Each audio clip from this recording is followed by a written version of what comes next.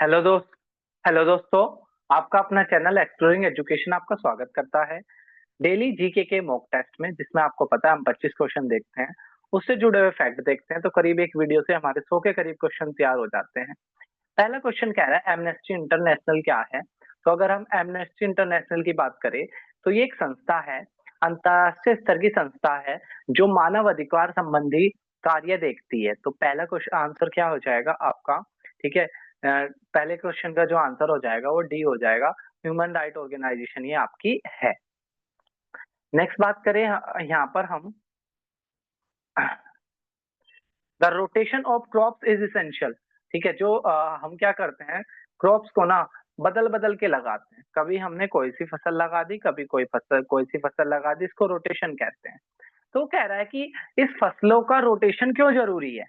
ठीक है, इस फसलों का जो रोटेशन है वो क्यों जरूरी है? मिनरल्स की क्वांटिटी बढ़ाने के लिए क्या, या प्रोटीन की क्वांटिटी बढ़ाने के लिए, या अलग अलग तरह की फसलों को उत्पादन करने के लिए? तो ये किसके लिए जरूरी होता है? मिट्टी की फर्टिलिटी को बढ़ाने के लिए। चौथा क्या हो जाएगा? सही आंसर हो जाएगा, मिट्टी की फर्टिलिटी को बढ़ाने के लिए ऐसा किया जाता है। अगला कह रहा है catalytic converter are generally made from. जो कैटलिस्ट वो होते हैं जो किसी रिएक्शंस को बढ़ाते हैं, वो कैटलिस्ट कहलाते हैं।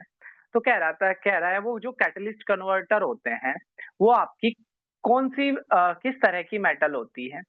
क्या एल्केलाइन मेटल होती है क्या? तो ऐसी मेटल जो बेसिक प्रॉपर्टी शो करे वो आपकी एल्केलाइन कहलाती है।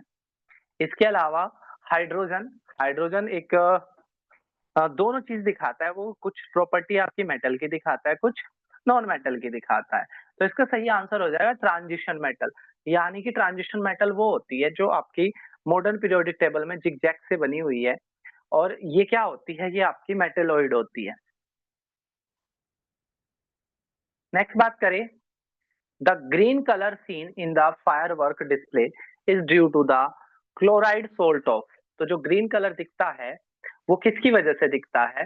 तो वो बेरियम की वजह से दिखता है। बी क्या हो जाएगा? सही आंसर हो जाएगा। नेक्स्ट बात करें, the difference in the value of visible export and invisible export import. तो बेसिकली क्या होता है, दूसरे देश को सामान देना एक्सपोर्ट कहलाता है, दूसरे देश से सामान लेना इंपोर्ट कहलाता है। और जो इसका जो एक रिकॉर्ड होता है वो कहलाता है आपका balance of trade. Balance of trade, सी क्या हो जाएगा? सही आंसर हो जाएगा। ठीक है, अगर हम बात करें बैलेंस शीट की, तो बैलेंस शीट में विजिबल इंपोर्ट एक्सपोर्ट भी आ जाते हैं और नॉन विजिबल भी आ जाते हैं। बैलेंस ऑफ पेमेंट में आपका ये आ जाता है कि भाई आपका अंतर कितना है, जितना बाहर से आप जितना खरीद रहे हो और जितना दूसरे को दे रहे हो, उनके बीच का प्राइस का जो अंतर है वो बैलेंस ऑफ पेमेंट आ जाता है। नेक्स्ट बात करें क्वेश्चन नंबर 6 की, which of the following country has the longest overline tunnel. इनमें से कौन सा ऐसी देश है जिसमें सबसे बड़ी सुरंग है?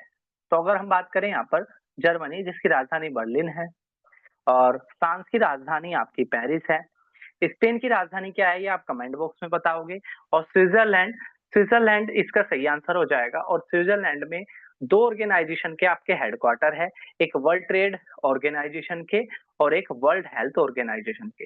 डब्ल्यूटीओ डब्ल्यूएचओ का हेडक्वार्टर है आपका स्विट्जरलैंड में।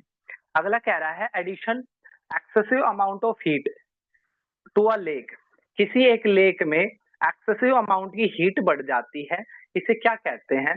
तो किसी लेक के टेम्परेचर का बढ़ना is called thermal pollution.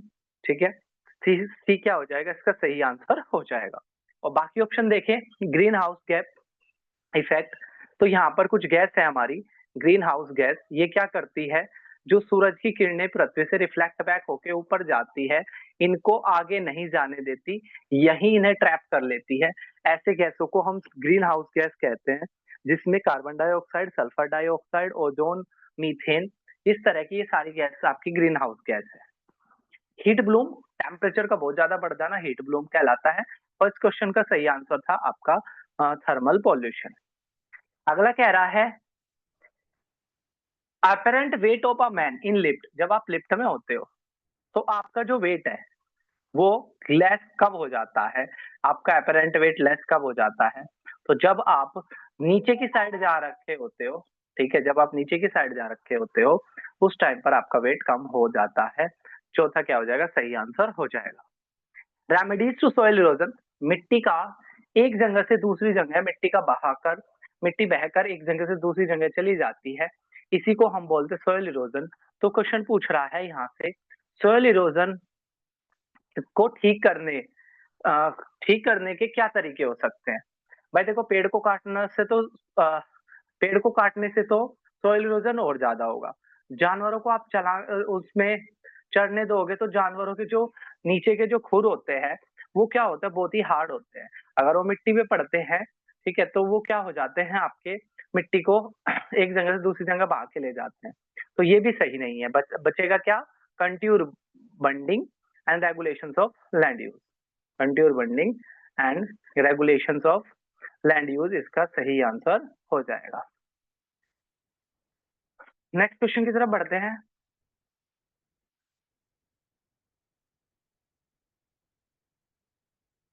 Alpha toxins are produced by, इनमें से अल्फा टॉक्सिन्स कौन प्रोड्यूस करता है? तो जो अल्फा टॉक्सिन्स है वो फंगी के द्वारा प्रोड्यूस किए जाते हैं। चौथा क्या हो जाएगा? इसका सही आंसर हो जाएगा फंगी के द्वारा प्रोड्यूस किए जाते हैं आपके alpha toxins. What according to the communism is the chief enemy of society? जो कम्युनिज्म है, कम्युनिज्म समाज का सबसे बड़ा आरोपी किसको मानती है, या उनके अनुसार समाज की जो मुख्य समस्या है वो क्या है? तो उनके अनुसार समाज की मुख्य समस्या है प्राइवेट प्रॉपर्टी। इसलिए वो हमेशा फोकस करते हैं कि सरकार मजबूत होनी चाहिए, सरकारों के पास कोई भी प्राइवेट प्रॉपर्टी ना हो, और सब कुछ जो हो ना वो सरकार का हो, फिर सरकार डिसाइड करे, और हेल्थ, एजुकेशन, इस तरह की जो सारी फैसिलिटी है वो सरकार पूरी करे। तो चाइना जो है, नॉर्थ कोरिया जो है, रशिया जो है, इस तरह के कंट्रियों में कम्युनिज्म था। लेकिन फर्क क्या पड़ा?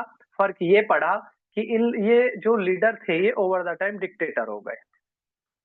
नेक्स्ट बात करें क्वेश्चन नंबर 12 की, which of the following is the incentive stage of malarial parasite? तो इनमें से कौन सी इन्फेक्टिव स्टेज होती है मलेरियल पैरासाइट की? तो स्पोरोजोइटिक, स्पोरोजोइटिक। नेक्स्ट है, जसपाल राणा किस खेल से जुड़े हुए हैं? तो जो जसपाल राणा है वो शूटिंग के कोच है। जसपाल राणा कौन है? शूटिंग के कोच। अगला कह रहा है, वो रीजन बताओ जहां पर लौटते हुए मॉनसून से बारिश होती है।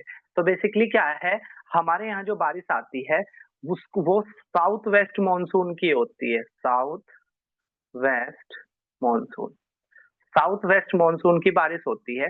लेकिन जैसे जैसे सन साउदर्न हेमिस्फीयर की तरफ बढ़ने लगता है, ठीक है, ट्रॉपिक ऑफ कैंसर से कैप्रिकॉर्न की तरफ बढ़ने लगता है, तो साउदर्न हेमिस्फीयर में टेम्परेचर ज्यादा हो जाता है।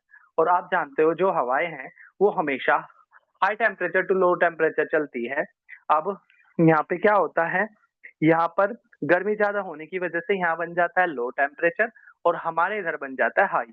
तो जो हवाएं अभी तक नीचे से ऊपर चल रही थी, साउथ वेस्ट जिनकी डायरेक्शन थी, वो ऊपर से नीचे की तरफ चलने लग जाती हैं। और जब ये ऊपर से नीचे की तरफ चलती है तो तमिलनाडु कोस्ट में बारिश कराती है। नेक्स्ट बात करें, the author of book zest for life, एक बुक है जेस्ट फॉर लाइफ। इस जेस्ट फॉर लाइफ जो बुक है वो मार्क ट्वेन ने लिखी है। डी क्या हो जाएगा? सही आंसर हो जाएगा। When income increases consumption also increases. तो जब आपकी कमाई बढ़ती है तो आपका खर्चा भी बढ़ता है। क्या उसी में बढ़ता है क्या? नहीं। क्यों? क्योंकि जब आपकी कमाई बढ़ती है तो उसके कुछ हिस्सों को आप सेव भी कर सकते हो। तो हायर तो बिल्कुल भी नहीं हो सकता, क्योंकि कमाई से ज्यादा खर्च कैसे होगा? या सेम सेम होने के चांसेस है लेकिन हमेशा नहीं होता। और ए सही आंसर हो जाएगा। क्यों? क्योंकि बढ़ी हुई कमाई का कुछ हिस्सा इंसान सेव कर लेता है, इसलिए जब उसकी इनकम बढ़ती है तो कंजप्शन उससे थोड़े से कम रेट पे बढ़ता है। अगला कह रहा है, जो इंद्रधनुष बनता है वो कब बनता है? देखो, लाइट दो प्रोसेस होते हैं, एक होता है रिफ्लेक्शन, एक होता है रेयरफेक्शन। लाइट किसी चीज में टकराई, टकरा के वापस आ गई, ये रिफ्लेक्शन होता है। ठीक है, लाइट एक मीडियम से दूसरे मीडियम में गई, पहले ऐसे चल रही थी, फिर ऐसे चलने लग गई, फिर दूसरे मीडियम में चली, फिर ऐसे चलने लग गई, फिर दूसरे मीडियम में चली, फिर ऐसे चलने लग गई। लाइट जब एक मीडियम से दूसरे मीडियम में जाए तो अपनी डायरेक्शन बदल लेती है। तो होता क्या है कि आसमान के अंदर, ठीक है, आसमान के अंदर जब ये बारिश की जो बूंदे होती है, ठीक है, जब ये किसी ऐसी चीज से टकराती है जो इनको पार नहीं होने देता, तो वो रिफ्लेक्ट होके वापस आ जाती है, जिसको इंटरनल रिफ्लेक्शन कहते हैं। और कई बार क्या होता है, वो कुछ मीडियम से दूसरी साइड भी निकल जाती है, लेकिन अपनी डायरेक्शन बदल लेती है। तो इंटरनल रिफ्लेक्शन और रिफ्रैक्शन की वजह से क्या बनता है, इंद्रधनुष बनता है। तो दूसरा क्या हो जाएगा, इसका सही आंसर हो जाएगा। नेक्स्ट क्वेश्चन की बात करें, from the national point of view, तो जो इकोनॉमिक्स होती है उसकी दो ब्रांच होती है, एक माइक्रो और एक मैक्रो। जो माइक्रो है वो ये कहती है कि छोटे लेवल पर पढ़ो, एक इंडस्ट्री की बातें करो, एक किसी पर्टिकुलर क्रॉप की बातें करो, ठीक है, एक पर्टिकुलर रीजन की बातें करो, किसी भी चीज को छोटे स्तर पर पढ़ना माइक्रो कहलाता है, और उसी चीज को बड़े स्तर पर पढ़ना मैक्रो कहलाता है। अब क्या है यहाँ पर समझने वाली बात ये है, ठीक है, कि भाई जो इनमें से अगर बात करें हम पर कैपिटा इनकम, ठीक है, जो पर कैपिटा ऑफ इनकम की बात करें तो ये एक मैक्रो कॉन्सेप्ट है, ठीक है, ये क्या है, एक मैक्रो कॉन्सेप्ट है, क्योंकि पूरे देश को प्रभावित करता है। जो चीज पूरे देश को प्रभावित करे, ज्यादा क्षेत्र को प्रभावित करे, वो माइक्रो कहलाती है, सॉरी मैक्रो कहलाती है, और जो छोटे क्षेत्र को प्रभावित करे वो माइक्रो कहलाती है। तो यहाँ पर अगर हम बात करें इन्फ्लेशन इन इंडिया, भारत में महंगाई, तो ये वाला जो इशू है ये भी बहुत सारे लोगों को प्रभावित करेगा, इसलिए ये भी मैक्रो है। बात करें अनएजुकेटेड एम्प्लॉयमेंट, तो पढ़े लिखे जो बेरोजगार है, ये समस्या भी पूरे भारतवर्ष की है, बड़े लोगों को, ज्यादा से ज्यादा लोगों को प्रभावित करती है। तो इसलिए क्या है, ये भी आपका एक मैक्रो इशू है। क्वेश्चन वाला क्या था, आप मैक्रो मत बताओ, ठीक है, माइक्रो बताओ। तो अगर हम इसमें बात करें, यहाँ पर हमारे यहाँ एक इंडस्ट्री बनी थी टिस्को 1907 में, Tata iron and steel corporation करके। तो इस टिस्को क्या है, ये एक इंडिविजुअल कंपनी है। अब जब इंडिविजुअल कंपनी है तो ये क्या है, माइक्रो है। तो study of sales of TISCO, TISCO में कितनी बिक्री हुई इसको पढ़ना एक आपका माइक्रो इशू है। तो 20 का क्या हो जाएगा, सही आंसर हो जाएगा। इकोसिस्टम किससे मिलके बना है, तो इकोसिस्टम के अंदर बायोटिक, बायोटिक भी जुड़े होते हैं और अबायोटिक भी जुड़े होते हैं, ठीक है, बायोटिक भी जुड़े होते हैं और अबायोटिक भी जुड़े होते हैं। तो इसका जो सही आंसर हो जाएगा वो ए सही आंसर होगा, ठीक है, बायोटिक कम्युनिटी। और इसके नॉन लिविंग एलिमेंट क्या कहलाते हैं, आपका इकोसिस्टम का फॉर्मेशन करते हैं। तो इसका आंसर बी ना होकर इसका आंसर हो जाएगा ए।